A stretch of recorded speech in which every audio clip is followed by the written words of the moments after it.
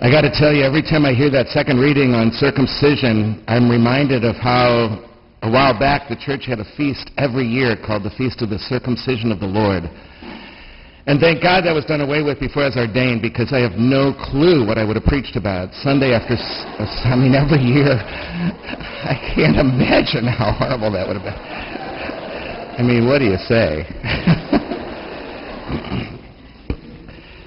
One of the books I read as a child, and apparently almost all of you have, was that little book called The Little Engine That Could. I'm sure you remember it. It's a story of a train full of toys and goodies for kids that lived on the other side of this huge, high mountain. And they were looking for an engine to carry this train across to the children on the other side of the mountain. And they asked a couple engines if they would be willing to do it, and they kept begging off for one reason or another, and one of them actually said, I cannot.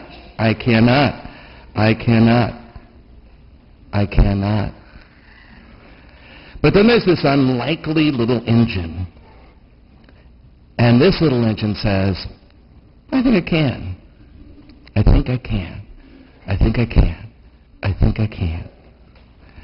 And it does. The moral of the story, if you believe in yourself, you will achieve great things.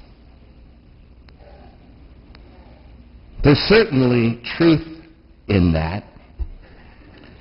Definitely it's good that we would step up to a need unmet, even if we know it's going to stress us to the max and test every metal part of the fiber of our being.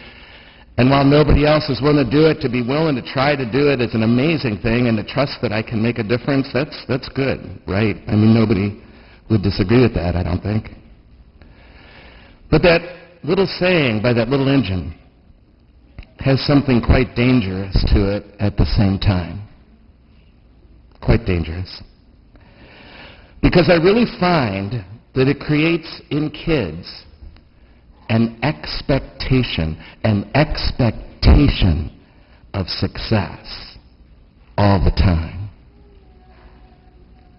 An unrealistic expectation of success. For as most of us know, there are situations where we can say, I think I can, all we want. But the reality is, there are times that as hard as we try, we simply cannot. Maybe the train's too heavy. Maybe the mountain's too high. Maybe this little engine is not simply adequate to the task. And it just seems to me unfair to teach our children always to expect success when it will be inevitable that they will experience failure. And so we grow up. We grow up with this notion that failure is unacceptable.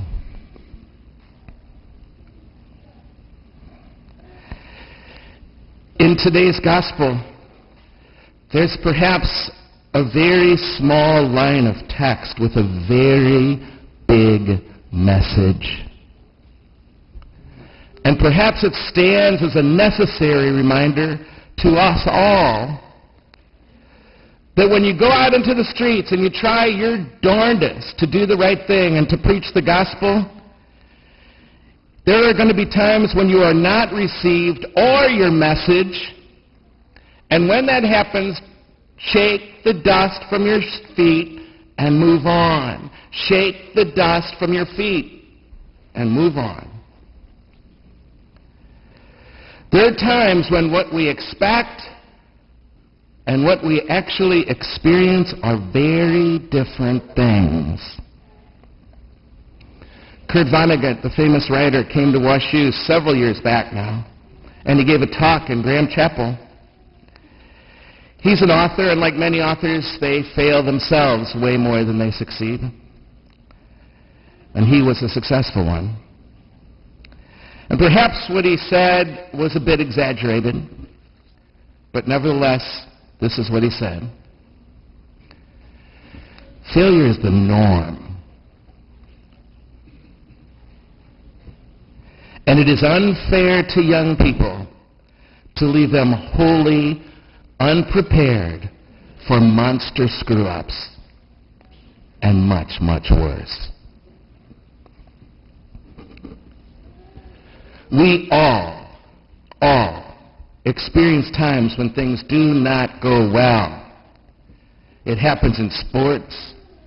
It happens to preachers. Failure happens. Failure happens. Business plans don't work out. Not every marriage is made in heaven. Not every surgery is going to work. Not every investment's wise. Not every new product is going to be a winner. Not every person who walks into the Catholic Student Center on Sunday morning is going to get what they came for. Most students in college don't make honors. Friendships are full of missteps and misstatements and hurts. Spouses fail each other. So do parents and children, and teachers and students, and pastors and parishioners. We should not be surprised when these things happen, but we are. As you can see, they happened to the disciples and to Jesus himself before them.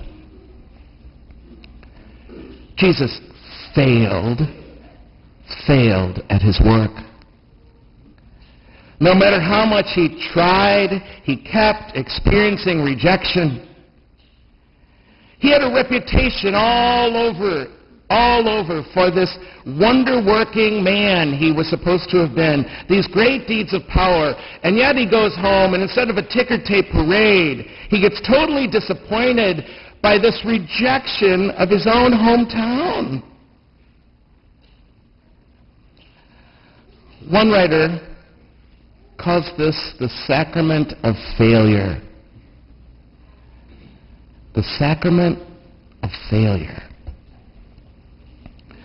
What if this shaking of the dust from your feet was his way of shaking off failure in his own life, and so he was passing it on to his own because this worked for him, to say to himself, yeah, I really believe Jesus had to do the same self-talk to himself you and I have to do to get through a day sometime. What if he said to himself things like, I need to shake this from my feet. God, help me shake this from my feet. I got to move on. I got to do your work. It didn't work here. Help me. What if it was his way of saying, God doesn't give two diddly squats about your success. God only cares about your faithfulness. Maybe Jesus knew how badly they would need to get past that undue anxiety that failure leaves us with. I had that just last night. I made a mistake and said something really dumb, imagine that, to a person at a gathering, and I'm driving home beating myself up for what I said. Why did I say that? Why did I say that? And then it just hit me. Gary, shake the dust from your feet. Jeez, stupid. And maybe what if he was saying to us that you and I need to be delivered, yes, delivered, from the need for immediate success. Immediate success.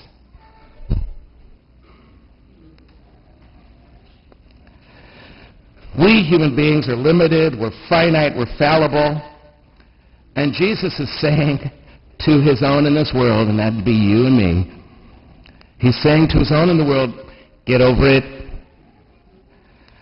Quit letting it eat you up on the inside.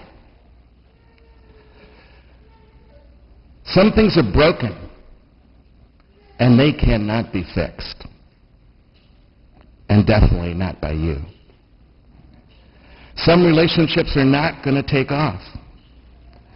Parents can do all the right things, and a child can still go astray.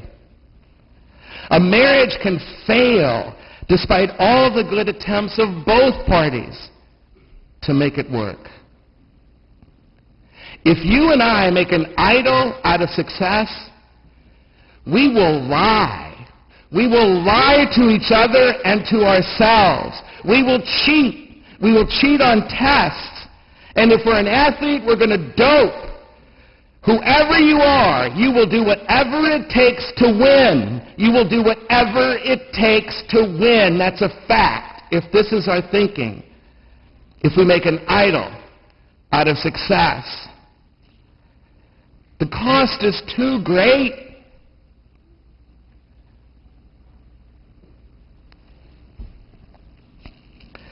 If there's such a thing as a sacrament of failure, then it teaches us to anticipate failure, but to carry on in spite of it, to drive home and go to sleep and wake up the next morning knowing we hopefully won't say the same dumb thing again the next day.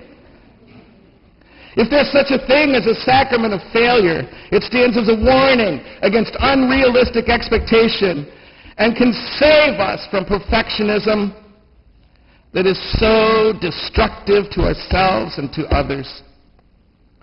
And instead of berating yourself for your human frailty, acknowledge it, admit it, admit your failure, and trust. Trust in the power of forgiveness and that you can move on. Trust it. Shake that dust from those feet of yours. Shake it. Shake it, shake it.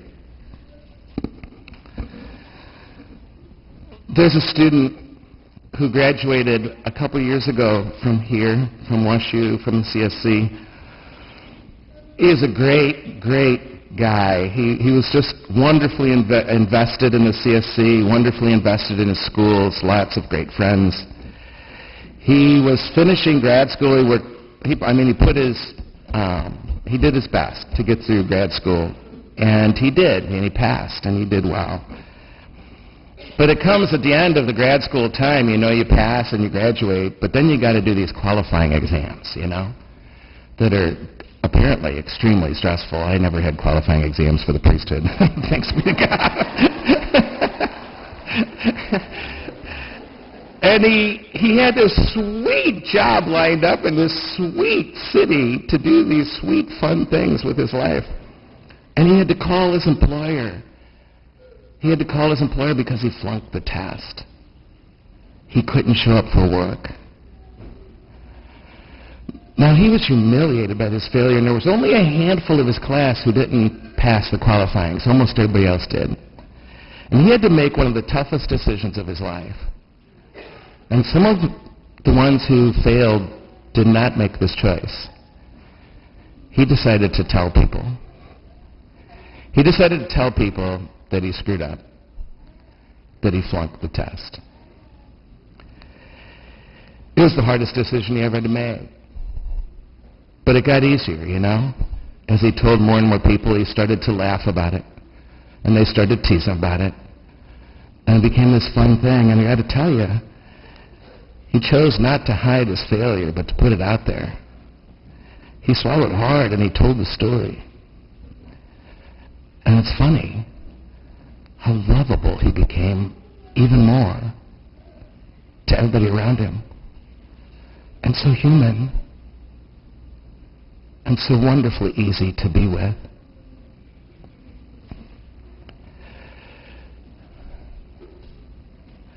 Truth is, you're going to win some and you're going to lose some. You're going to win some and you're going to lose some. I want you to try something with me for a second.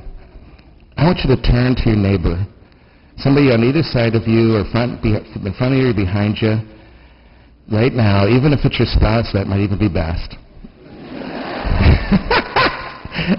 And I want you to turn to that person right now and repeat after me. Turn to him.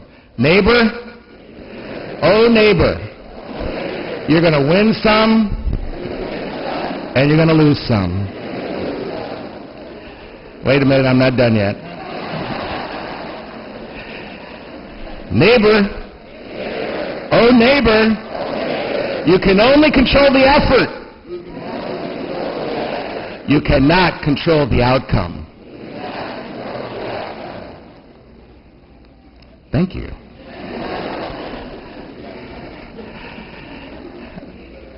I got to tell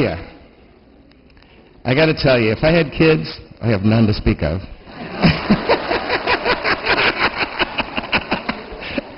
I had an old pastor who used to say that. I have none to speak of. If I had kids, and now if I had grandkids, I'm sure I would read them the story of the little engine that could. I would read that book to them. But I'd also add my own stories. And the stories of people I admire, like that young grad student I just told you about. To tell them also to expect failure too. And that far more than success or failure, it's your faithfulness. It's your integrity that counts. You're okay, even if you ever have to say, I cannot